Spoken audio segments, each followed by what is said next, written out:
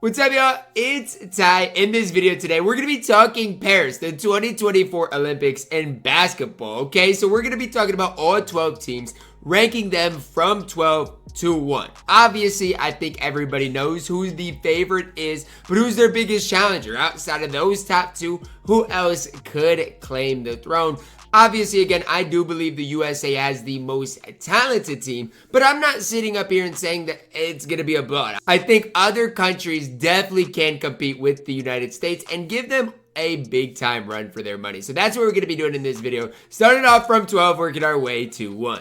Here we can take a look at the groups for the group stage format for the Paris 2024 Olympics. Group A, you got Canada, Greece, Australia, Spain.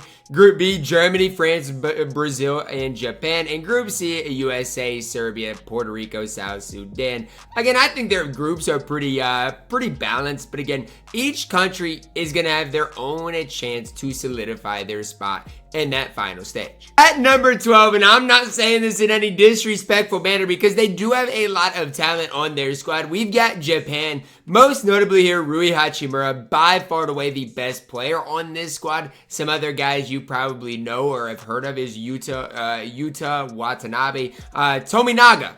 Big time player at the University of Nebraska. Don't be surprised if he gives some teams some absolute buckets in the Olympics as well. Again, not hating on Japan. I think they definitely can be competitive, but they are, in my opinion, the 12th best team in the Olympics. At number 11 here, guys, we've got Brazil, who is seeking their first medal in the Olympics since 1964, but they've qualified 16 times in history.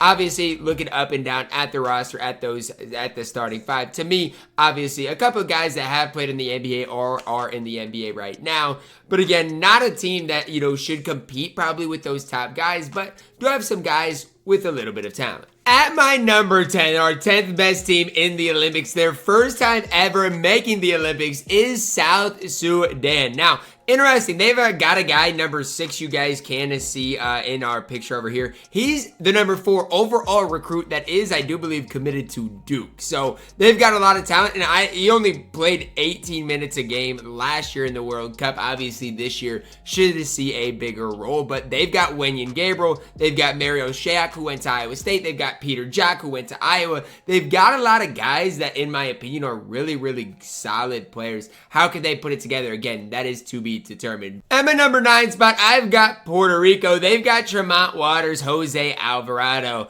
a couple of guys that you probably do recognize, as well as a lot of, again, guys that I personally know from whether it's college basketball or from the FIBA games last year. Puerto Rico, again, a team that, again, they have some talent, especially at that guard position. How does it come together? Again, that is yet to be seen, but I think this is the type of team that can compete against most teams in the Olympics. Now, if they face up against like Team USA, the odds are going to be against them. At my number 8 spot here, I've got Greece, led by Giannis Antetokounmpo, who last year didn't play in FIBA. Really, this team is going to go as far as Giannis takes. At my number 7 spot, guys, I've got Spain. Now, it's interesting. They've medaled in 3 out of the last 4 Olympics, still seeking their first ever gold medal.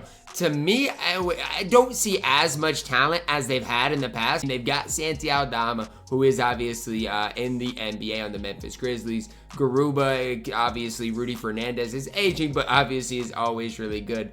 Juancho, Willie Hernan-Gomez. So they've got a lot of guys, Juan Nunez as well. Can they find a way to medal again? I personally don't think so, but it wouldn't totally surprise me. At my number 6 spot here, guys, I've got Germany. Now, look, I know they won FIBA last year, so it's hard for me to sit up here and not be higher on them. But it's just when I look at their roster top to bottom, I don't know if they have as much talent as some of these other countries that I'm going to cover. Now, they went 8-0 in the Olympics last year. How much can they get out of Franz Mo Wagner or Dennis Schroeder, the MVP of last year's FIBA? They're at 6 from a pure talent perspective, but if you're basing it off what they did last year, you could have them as high as 3, in my opinion. At my number 5 spot, I've got Australia. After winning bronze in 2020, they're making their 16th appearance.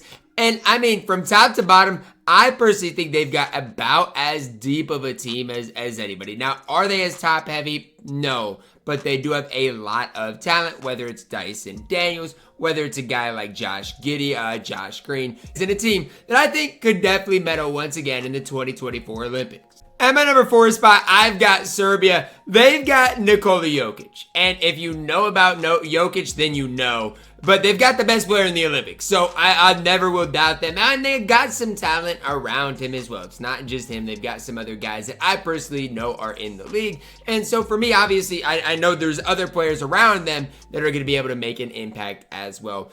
I'll never doubt Jokic. He's proven me wrong before. Don't be surprised if they medal. Don't be surprised if he takes him all the way to the championship game. Coming in at my number 3 spot, we've got France. Now, France has made it a long ways in FIBA and in the Olympics. Like, they've done a lot of things without Victor Wembanyama. Now you add him into the mix with Rudy Gobert, with some other guys, a lot of top NBA talent, not top NBA talent, but other NBA talent. I think you could take this team over anybody. FIBA rules are different than NBA rules. Victor Wembanyama, Rudy Gobert, especially Wemby, can lead France to the gold medal. Now, will they? I doubt it. That's why they're at number 3, but they sure have a chance. At my number 2 spot, I've got Canada, making their first appearance since 2000, guys. They've got such a talented team from top to bottom. They've got Jamal Murray back in their squad after being out in FIBA last year. And if we remember last year, what their team looked like in FIBA in that 3rd or 4th place games, I mean, they beat the United States in the 3rd, 4th place game. I mean, Canada is up there with the best of them, and I think have nearly just as good of a squad as the USA. Now, I'm not saying they're as good because I don't think they are, but when you look at Canada, they've got SJ, they've got Jamal Murray, they've got so much talent on that squad that I think on any given day, they can beat the USA. And coming in as my best team in the 2024 Olympics, we've got Team USA. Now, again, it's to me a matter of who is going to play for Team USA compared to, oh, is Team USA the best team or not?